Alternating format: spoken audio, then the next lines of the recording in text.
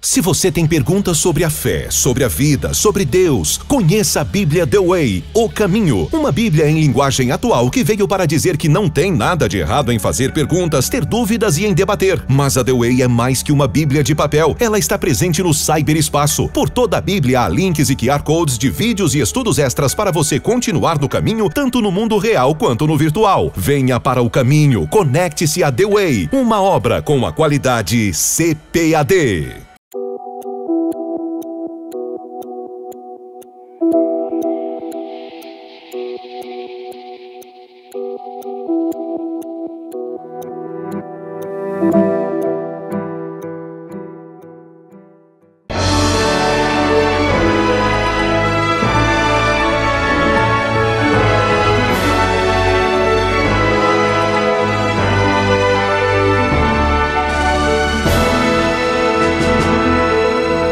Subsídios.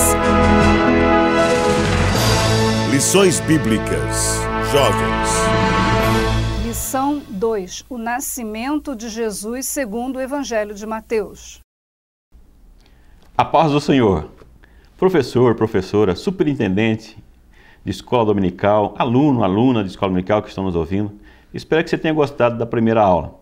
Espero que a primeira aula tenha suscitado em você o desejo de aprender mais e mais do Evangelho de Mateus. Uma coisa que eu não falei no primeiro vídeo, que é muito importante, mas eu deixo a recomendação para os professores na lição de professor, que você, se ainda não fez, que leia todo o Evangelho de Mateus, os 28 capítulos. Leia a revista toda, para você ter uma visão panorâmica de tudo que vai ser abordado durante o trimestre. E depois você vai retomar cada lição na semana que você vai lecionar essa aula. Isso é muito importante, porque você já tem aquela visão geral do que vai ser abordado durante o trimestre, e na lição específica você estuda aqueles pontos específicos, mas com a visão do todo, que você pode ampliar também o conhecimento das pessoas que estão te ouvindo, porque elas também vão ser suscitadas, ou você vai despertar nessas pessoas que vão estar te ouvindo o desejo de aprender cada vez mais e sempre que possível trazer aquilo, olha, nós vamos ver isso na lição tal, isso é importante, e também os alunos vão ver que você estudou o tema, isso dá confiança e também eles vão querer te ouvir mais, né? Dá autoridade para você no ensino. Então recomendo que você, se ainda não fez, leia todo o Evangelho de Mateus, leia toda a revista e depois vai retomando, lendo cada lição específica. A lição de hoje, por exemplo, o nascimento de Jesus segundo o Evangelho de Mateus. Por que segundo o Evangelho de Mateus? Porque tem uma descrição, como eu já coloquei no primeiro vídeo, que os evangelhos muitas vezes abordam algumas questões um pouco diferentes, não que são contraditórias, mas complementares. E o que Mateus, então, fala a respeito do nascimento de Jesus? O primeiro tópico da lição fala sobre Maria, escolhida para ser a mãe de Jesus. Eu cito aqui logo no início sobre a expectativa das mulheres na época em que Jesus nasceu. Devido a essa expectativa messiânica de que o Messias estava para vir. Esse desejo, essa promessa, essa expectativa já surgiu desde o exílio babilônico, quando Jerusalém foi destruída, o templo, todas aquelas instituições que o judeu achava que era intocável e de repente cai ao chão e vão para uma terra estranha, e a promessa de retorno, de restauração, de uma nova semente, um descendente de Davi que ia retomar o reino, unificar a nação de Israel e torná-la independente dos impérios opressores. Então vai surgindo ao longo do tempo, os impérios vão surgindo, o Império Medo-Persa, o Império Grego, e assim por diante, que vão surgindo, sempre vai surgir, essa expectativa cada vez vai aumentando, esperando que venha um libertador, né? E os 2 séculos antes de Cristo surge a literatura apocalíptica também, que enfatiza ainda mais essa figura do Messias, da expectativa, surge também a época, no período dos Macabeus. Então eles sentem que é um momento, que as coisas estão acontecendo, passa quase um século aí de uma certa independência, mas o Império Romano, então, mais uma vez, toma as rédeas, subjuga a região de Jerusalém, o povo de Israel, mas essa expectativa está muito forte ainda. Agora imagine as judias, as mulheres, pensando assim, olha, se fosse eu, se eu for agraciada por Deus para ser a mãe desse Messias. Agora aqui é importante, professor e professora, ressaltar que muitas vezes as pessoas têm uma interpretação equivocada sobre o Messias, sobre Jesus, porque nós temos o conhecimento hoje, nos nossos dias, conhecendo a Escritura, a interpretação que foi feita posteriormente. Você pode perceber que até os evangelhos dizem assim, até então não se tinha essa interpretação. De alguns textos, fazendo releitura de momentos da vida de Jesus, comparando com o texto do Antigo Testamento. Então a figura do Messias, é bom deixar bem claro, é que era um libertador político, não o Filho de Deus. Eles não tinham essa imagem do Filho de Deus. Tanto que os discípulos, mesmo após a morte de Jesus, eles ficam confusos.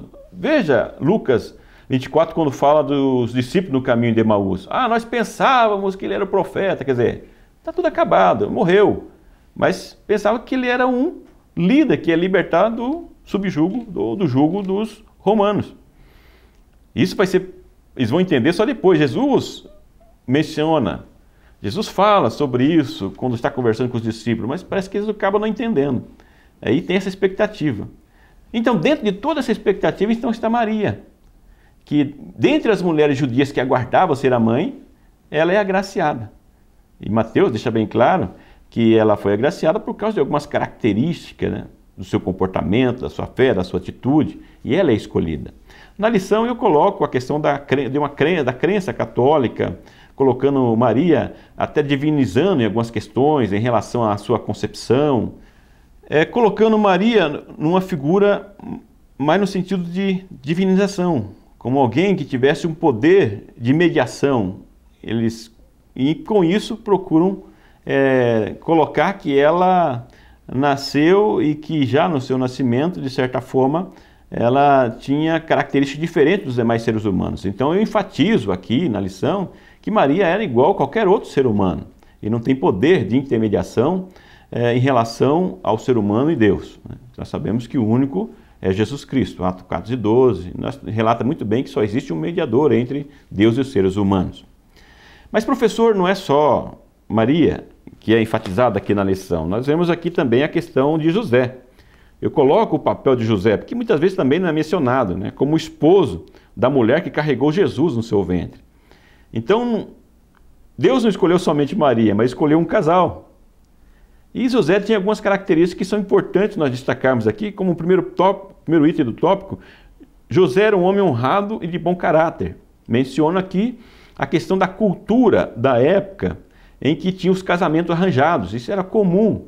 Às vezes até um senhor, até uma certa idade, fazia um contrato com a família, tem a questão do dote, com uma menina jovem, uma moça, um adolescente, propondo o casamento. Era como se fosse um noivado, mas bem diferente de hoje, porque até esse contrato que era feito, esse casamento arranjado, mesmo não consumado, era preciso uma ação como se fosse um divórcio hoje. Tamanha a responsabilidade, o comprometimento desse casamento que era arranjado. Então nós vemos que no caso de José e Maria, era isso que estava acontecendo. Existia já esse casamento arranjado de José com Maria. Mas aí, de repente, Maria aparece grávida. Para aquela cultura é algo muito sério. Maria corria o risco de ser apedrejada. Mas nós vemos que José queria deixá-la em secreto, mesmo assim, para não prejudicá-la. Mas quando ele ouve a voz de Deus, o texto nos fala que é através de uma visão, e na lição aqui até faço uma relação da revelação de Deus para os patriarcas, que era feita através dos sonhos. Nós vemos que através do sonho, ele então é alertado que ela foi concebida, né, na realidade, ela foi achada, concebida pelo Espírito Santo de Deus. E nós vemos que José, ele não abandona Maria, ele leva a sua casa, ele casa com Maria, mas ele não tem relacionamento sexual com Maria até o nascimento de Jesus. Isso é importante ressaltar. E aqui na lição, vocês verificam que quando eu coloco algumas reflexões para que o professor venha chamar o jovem nesse momento. Jovem, você faria o que José fez? Esperaria o momento certo? Porque hoje nós vivemos dias em que existe uma liberação sexual. É um momento de nós, como professores, trabalharmos com os jovens sobre isso. Como que eles estão encarando essa liberalidade que nós vemos na sociedade? Serve para a igreja também? Então nós temos o exemplo de José que esperou o momento certo. Depois, José e Maria tiveram outros filhos. Eu deixo na revista aí citação demonstrando que tiveram filhos depois. Jesus teve irmãos e irmãs. Tem textos que falam sobre isso. Mas nesse momento aqui é para destacar a honradez de José. Para destacar que Deus não escolheu só Maria, mas escolheu o casal, José. E não foi por acaso. É porque eles tinham algumas características que foram devido a essas características, eles foram agraciados por Deus, acharam graça aos olhos de Deus. Aí nós vemos o terceiro e último tópico, a concepção virginal de Jesus Cristo. Esse tópico eu cito a questão de algum... No livro eu cito o site, eu coloco até o site que você pode estar lá para você acessar, de algumas pessoas que, para combater a doutrina do cristianismo, eles combatem, por exemplo, essa concepção virginal, a ressurreição de Cristo, nós vamos ver mais à frente, mas tentando destruir essa doutrina cristã da concepção virginal de Cristo, comparando com mitos persas, hindus, entre outros gregos, que existiu antes de Jesus, dizendo que foi uma cópia dos mitos, né? Aí destaco, na revista não tem como detalhar um pouco mais, mas como eu já disse no livro, a gente detalha um pouco mais. Por isso que é importante, ressalto mais uma vez, você adquirir o livro, que aqui eu coloco o endereço do site, também as consultas, em poucos meses deram milhões de consultas nesse site, tentando denegrir a doutrina cristã. Então é importante você adquirir o livro, onde eu rebato essa questão dessa defesa dessas pessoas que contrariam a doutrina cristã, dizendo que o nascimento de Jesus foi com base em mitos e demonstro com evidências bíblicas de que na realidade Mateus não se baseou em mito algum, mas ele se baseou, como já citei anteriormente também, na própria Bíblia Sagrada, no texto sagrado, né? A concepção de uma revelação a respeito da concepção virginal de Jesus. Então é uma forma de você também defender as doutrinas bíblicas. Por isso que é importante você se aprofundar nessa questão. No tópico 3, vamos tratar sobre a concepção virginal de Jesus Cristo. Eu destaco aqui a questão de algumas alegações, né, não bíblicas de algumas pessoas que querem contrariar a doutrina bíblica cristã a respeito da concepção virginal de Cristo. Na lição, eu não cito aqui o site, por causa que já mencionei a questão de limitação de texto, de caracteres, mas no livro eu trago, inclusive cito aqui um site, que colocaram um vídeo que em poucos meses teve milhões de acessos, aonde eles questionam, dentre outras coisas, a questão da concepção virginal de Cristo, dizendo que na realidade o autor, Mateus, ele utilizou de mitos gregos, persas, hindus, onde fala de relacionamentos de deuses, como eles acreditavam, com seres humanos, gerando filhos. Pode ver que é bem diferente do que Mateus coloca aqui no Evangelho de Mateus, né? no seu Evangelho. Dessa concepção virginal de Cristo, ou seja, o que caracteriza mesmo essa concepção é a virgindade, no caso de Maria, e ela tendo concebido o filho sendo virgem. Essa que é o foco aqui em Mateus, bem diferente dos mitos. Então eu trago aí toda uma alegação, uma defesa nessa questão, defendendo que Mateus de forma alguma utilizou esses mitos, porque não tem nem como comparar esses mitos com o nascimento virginal de Cristo. Então é importante você fazer uma leitura, aprofundar um pouco mais no livro, que vai te ajudar na lição de hoje. Então isso é algo fundamental para o cristianismo. Destruindo a concepção virginal de Cristo, também vai atacar a própria divindade de Cristo. Por isso que é a importância de nós aprofundarmos um pouco mais nessa questão. O que nós aprendemos nessa lição 2, então? Eu fiz aqui algumas anotações para a gente destacar os pontos principais, como Maria e José eram justos e foram agraciados por Deus para serem os pais terrenos de Jesus. No entanto, eram pessoas comuns, pecadoras e desprovidas de poder para intermediação diante de Deus. Então aqui nós destacamos a importância de Maria e José dentro do plano divino, como pessoas escolhidas, mas porque tinham características que agradaram a Deus, mas de forma alguma tem poder de intermediação. E por fim nós vimos a concepção de Jesus não está baseada em mitos, mas foi uma ação divina. Então Mateus destaca bem que não teve ação humana na concepção de Jesus, mas foi uma ação divina. Quero destacar aqui, professor e professora, nas considerações finais, como eu fiz aqui agora, que é importante o professor observar o tempo. Porque numa lição, nós temos que dedicar uns 10% do tempo na introdução. E ao final, pelo menos 5% para você, nas considerações finais. Na introdução, você vai introduzir o assunto que você vai falar, para chamar a atenção das pessoas. Durante a apresentação dos temas, que é a parte principal, vai abordar e detalhar, considerando o tema da lição. E ao final, você vai relembrar os pontos principais que você viu durante a lição para ficar gravado na mente dos alunos.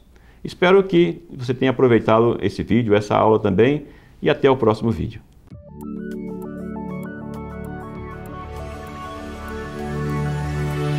CPAD, a editora da Escola Dominical.